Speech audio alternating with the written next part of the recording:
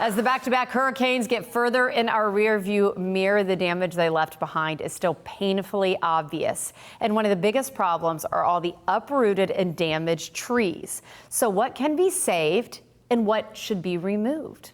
Our friend Dr. Whitney Elmore from Pasco Extension Service is back to help.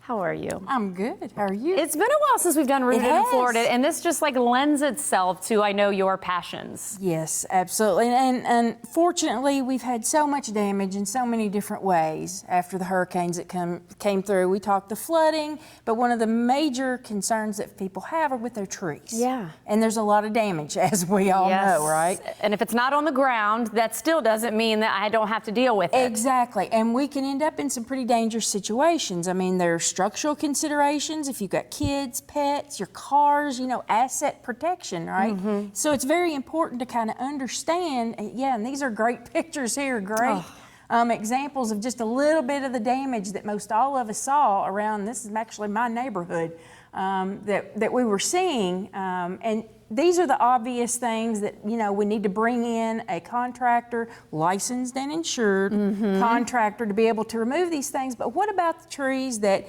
are leaning? What about the trees that have had some major damage to limbs?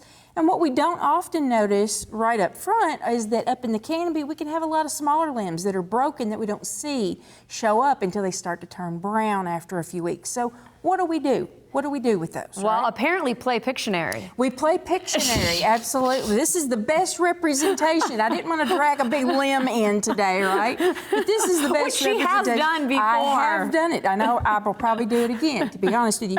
But, you know, when we've got the smaller limbs, if we've got small limbs under an inch or so in diameter that are broken, that we're starting to notice, we can remove those quite safely, right, ourselves.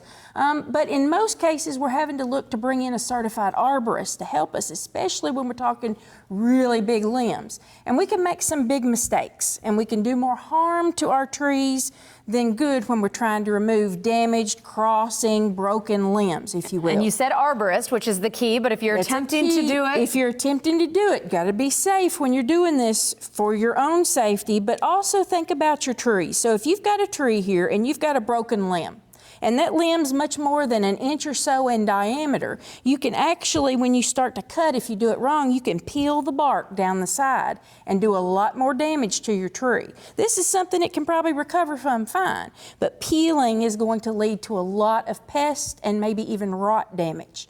So when we're thinking about removing that limb, because of the weight of the limb, we want to come out about 1 foot to 18 inches away from the trunk of the tree, and we want to make a cut underneath, 1/3 to 1/2 through that limb. Okay. Then we come back in above, and we make our cut down.